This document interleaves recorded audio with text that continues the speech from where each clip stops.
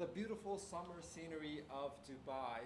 That is what you're seeing right behind me as I should be checking out of my Airbnb literally right now. It's 12 noon on the dot, but before I go, I wanted to give the latest and greatest update on my journey of 300 dates. It's been a while since I've made an update because I actually left Dubai, the last video being me making the update of what happened on my last trip in Dubai at the airport, almost missing my flight, by the way. I made it within 5 minutes of them closing the doors to the aircraft. But I went back to my motherland of Bangladesh and it was kind of slow, and I felt like I was out of the loop of living life and action, and where the epicenter of where so much was happening, from not just the dating scene but the business scene and the technological advancements and the race to become a superpower in the AI space, and what that will bring, from the virtual significant others to the physical companionship and whatever else. Before the world gets super crazy, I want to date as many human women as possible. And this is the journey of that. So it has been a little bit of a slower dating scene in my life right now, because not because there aren't options and not because there hasn't been matches or opportunities for that, rather because I am at the end of my financial rope. I have millions of dollars that I cannot access, and I've been living without an income for the past I want to say 5 months now, and just I don't know how I'm getting through it, but I am. Hopefully this week there are some major updates from the platform to see what is going to be next.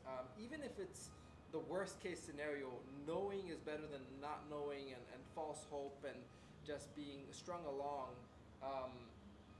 so that I can at least take a different path of financial resolution. And that's a huge part of the dating scene.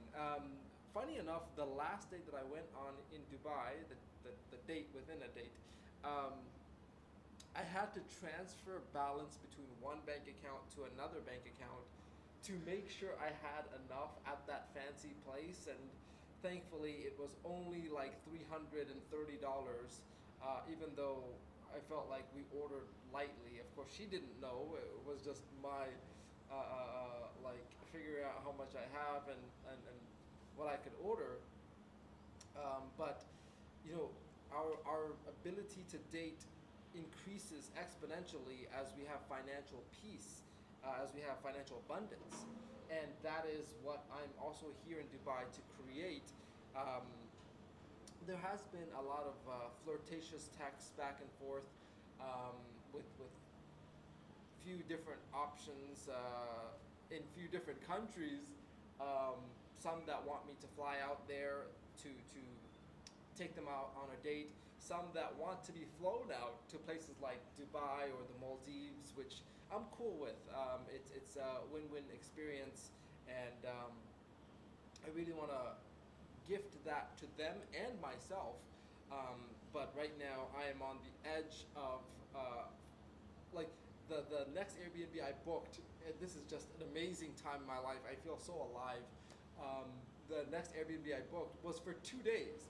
Not because I'm unsure of the Airbnb, but because that's what my budget allows. And in the 2 days, I will find solutions for another few days, and until I find the long-term solution and the momentum to carry me out of this drought and into abundance. And a lot of lessons learned during these, there's a great quote that says that the greatest teachers in life are a empty wallet, empty stomach, and a broken heart. And this is one of those three pillars. Well, actually, the empty wallet is leading to a reduction in my ability to take care of my health, or focus on my health. and then also the broken heart aspect of adventures on the romantic side. But in the last from the last time I've given an update, I've gotten a marriage proposal in a very very unique way of what I actually proposed this to her many years back. She then since then has gone into a relationship that got to the point of engagement, and then fell apart due to him being very how you say manipulative on the emotional side and on the financial side, and she's like really suffered on her finances because of being so much enthralled in love and anyway, so now after like healing for a year, she hit me up and she's like, "Is that offer still on the table of like an open marriage where she can do whatever, I can do whatever, and it's just a masquerade for our families and culture and whatever, just to get that out of the way, and then we can be like amazing roommates with benefits, um, and explore other romantic options." So she's talking to me more and more about it. I'm wondering what my benefit is, because another very interesting thing happened, which is the pressure from my parents for me to get married has greatly reduced, because my father married to my mother for 31 year more than how old I am, so 33 years, with the approval of my mother, who actually orchestrated this, because my mom's going away to do Hajj, which is the pilgrimage for like almost 2 months. And also, whenever my mom is away, she's constantly thinking about my dad's health and who's there to provide for him. Because of those reasons and many more, my mom has gotten my dad a second wife. That's right. Yeah, yeah. And it was interesting because my mom called me, like in the middle of the day, and explained the situation. She said, "Would you be okay with that?" I was like, "If you're okay with it, yeah. I mean, it seems to solve some problems." That was like around noon. Then she called around midnight to say, "Yeah, that thing I told you about earlier in the day, it's done." I was like, "What? It's done?" Yeah, she's like, we brought her home. I'm already training her how to cook for your dad and whatnot. And I think the next day I went to meet her. Well, I went to meet with my parents, and I also saw her. It feels odd to call her my stepmom, but it's tech. I don't even know what it is, because my mom is still there. So what? Anyway, the the pressure on me to get married so that my wife can glue our family together has been subdued, and so now it's more of that pressure has reduced. So the open marriage option that I was looking for, even that has lost its appeal. Now I'm if I do marry, I would want it out of love. Um, if I mean, more than lust or marriage or even relationship, I would want love, um, without entangling it with all these other labels and stuff like that. But yeah, so those are some of the most interesting things that have happened. There's a girl that I was flirting with, who we've matched quite a while ago, probably like 6+ months ago, and she's very attractive, also very kind-hearted. She does a lot of like giving back and charity work, and so I was trying to use that, because I also do a lot of giving back work, that as a medium of us like connecting and seeing where we can add value to each other. But within the second message of us going from Instagram to WhatsApp, she sent me a voice note saying that she needs funding for a trip that she has to make for her giving back work, and does she know anyone that can help fund that trip? And I was just like, like, is it me she's interested in, or the funding part of it? So, but I was like, I took a while to respond back, and I just said, "Thank goodness that I'm a man of solutions for those that I care about in my life." So she said she loved that, and then we kind of just left it untouched for a long time. The last time I came to Dubai, I made a story about um, the public reason that I'm here is for business. The private reason I'm here is for pho, which is the Vietnamese soup dish, and Vietnam is one of the countries that she needed to go to, and so she saw that story and she laughed like or the laughing emoji. She reacted to it, and I replied back, "Are you the type of girl to pho, pho, pho, on the first date?" I don't know if she caught what it is that I was saying, but she said, "No, that's such a messy food to eat on the first date." And I said, "I love messy and I love to be authentic. If I can't be authentic, then it's not worth a serious consideration." But you know that quote of I F on the first date? The F can stand for like, in a funny way, fart. I fart on the first date. You'll see a lot of girls with that shirt because the actual quote is I fuck on the first date. And I replaced that with pho, the Vietnamese soup. So it was a fun wordplay that I don't know if she got, but I got it. It was amusing to me. Anyway, so she, whenever we eat, I mean, am I trying to buy myself into a date with her? I was hoping not to. I mean, I'd rather pay for like a travel date where we both meet up and it's for the purpose of the date, not like I pay for the trip and, you know, I'm not even there, or I pay for the trip and I say, hey, I can join you to do this giving back work, and I'm there, but she not under the right contexts. She might think that I'm there as a supporter of this thing and not interested in her. So I'm very kind of it's a complex, murky issue that I don't know how to advance right now because if I give her the money, then it will seem like I feel like she owes me something, or I wouldn't know if anything is genuine from there, or if it's out of she needs more funding or whatever it is. Not that I'm trying to marry her, but I was definitely genuinely interested in her. But she brought up money before I could propose doing something for her, which I definitely propose. I like to propose like, hey, why don't we go on this adventure or this trip or do this together? I prefer that over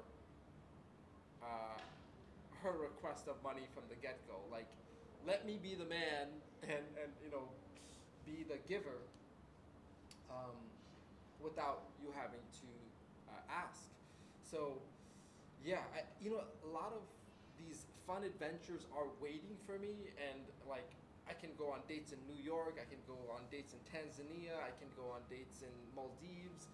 Of course, many options here in Dubai. I need to get my money right.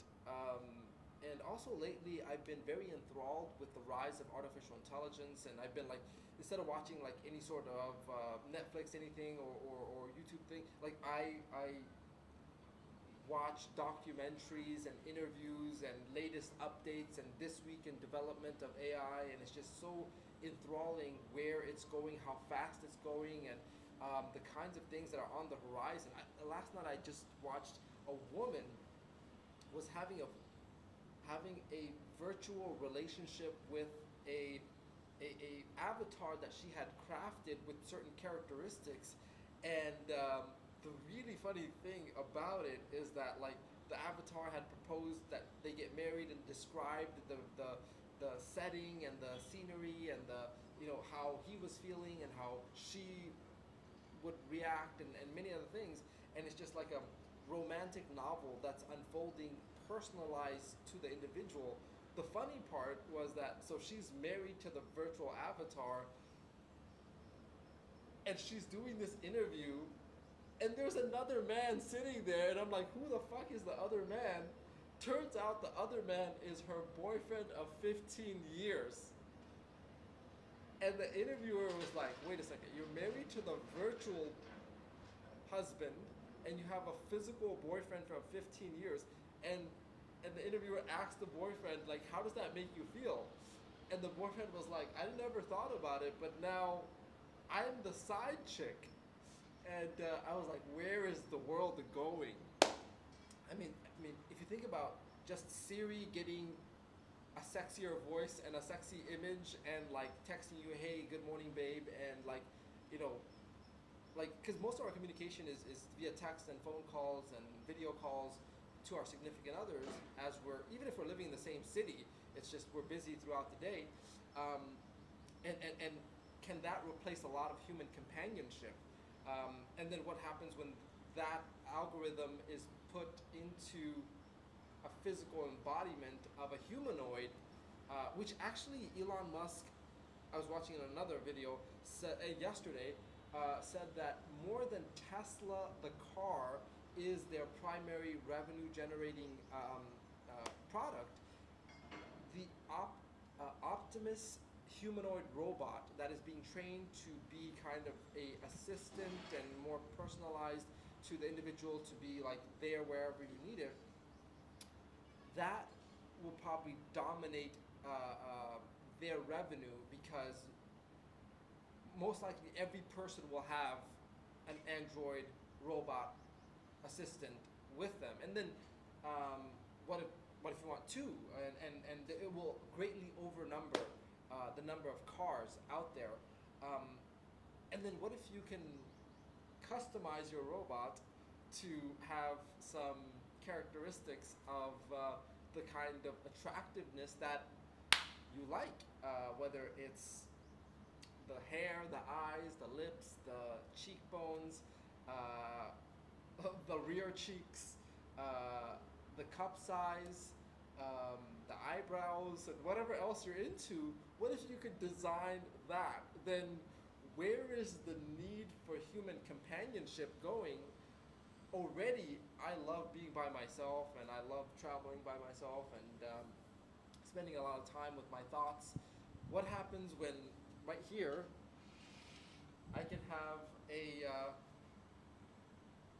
whoever my female crush celebrity look-alike humanoid that I can customize in my own fashion and travel with me and whatever, and also do things for me, like make sure that like she supports me in a way that doesn't impede her goals, or her goals would be just to make my life better. And the more I talk about it, the better it sounds. Um, and at night, I can just say, go charge yourself. Uh, Wait, what's the downside here? Right, I was speaking about the downside of it. We'll see, we'll see. But it is getting to be a crazy world, one that I'm looking forward to seeing. And one of the reasons that I came out here to Dubai from Bangladesh, because it's a center of where so much is happening, and I want to create financial abundance. Yes, for the human dating side, but also for early access to the innovations, from whether it be stem cell, whether it be human enhancements, cognitive enhancements, sexual enhancements, um, um, personality enhancements, whatever it is, and the kinds of things that are going on, from Neuralink getting FDA approval to advancements in ChatGPT and the rollout of maybe ChatGPT 5, what Google is doing with their side of rolling out AI. It's like an AI race of who's going to be the next superpower, and we're all going to get to benefit or watch the crumbling of society and humanity in real time. At the very least, there will be huge job displacement. You know what's crazy? As much as I'm talking about AI right now, the night that I came back to Dubai, I met up with my regular Dubai girl. Uh, I call her my Dubai drug dealer, because we have this inside joke about giving each other oxytocin and dopamine, and the neural transmitters of feel good chemicals. And so was out on a dinner with her after I was working at the office of the company that I came here to work closely with, and I was talking to her so much about the rise of artificial intelligence and the displacement of jobs and stuff like that.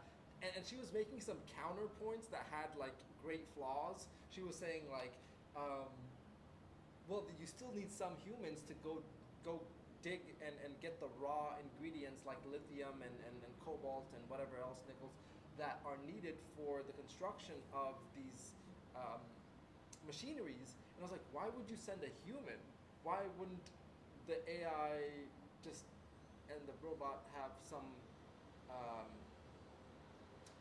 humanoid robot to go in there and do it? I was like, what do you think a robot couldn't do with greater intelligence and better physical strength and agility that we humans can do? Like I'm not too romantic on idealism of humans are God's favorite creations. I think the universe is just striving for greatest intelligence, survival of the fittest, survival of the most intelligent, um, which is a part of fittest, because that doesn't mean just physical strength. That means cunning ingenuity or whatever's fit for that environment. But yeah, so very interesting time in my life where the world is changing rapidly. My finances are in a precarious, unknown state. I literally have probably, I'm in negative money actually right now because I realize I haven't paid the travel agent for the last trip to Dubai, back to Bangladesh, and back to Dubai. I haven't paid that. Also, there are some funds that have been extended to me. I gotta pay. So I'm in the red right now, and it's a great time for me to be adventurous and rebuild myself, and knowing that I can rebuild myself even when I have millions of dollars that are mine that I cannot access, that just just a few months ago, like just 3 months ago, I was living in the Burj Khalifa and had an amazing view of the Dubai Fountain, the Dubai Mall, and that's due to my millions of dollars earning me six figures a month passively, and now I am in the red. It's like overnight millionaire, but in the wrong way. But actually, this week there may be some updates of possibly, hopefully, could be good news, could be just stringing us along. The money could be returned, could be just a stalling mechanism by the broker. We'll see. But regardless, I can't just sit on my hands when there's so much happening in the world, so much happening in life, and I want this to be a metric of, and I might not get to 300 dates. Let's say I get to 121 dates, and then from there is that sexy Siri or the humanoid celebrity crush, whatever that you can customize. The world may change so fast that it's weird to date humans. So it's like nowadays we meet more romantic partners by swiping than we do in person in real life, like on a casual encounter. And in that way, it's like your primary sexual partner could be your humanoid robot, and and they understand you like no human can or has. The future's gonna be weird as fuck, and I'm here for it. But I gotta be ready for it because it does also feel like a tsunami of technology and shifts and adjustments and displacements.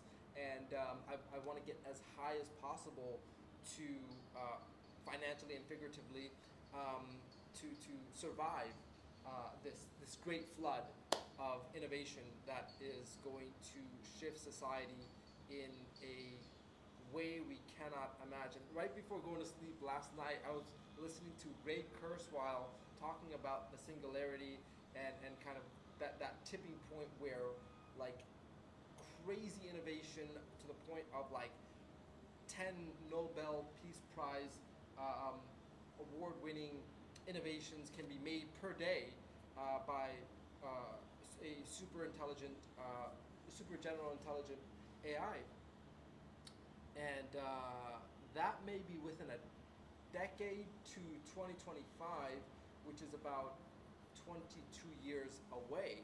So yeah, things are getting very, very interesting, and I couldn't just sit in the shadows of my motherland, an obscure small pond.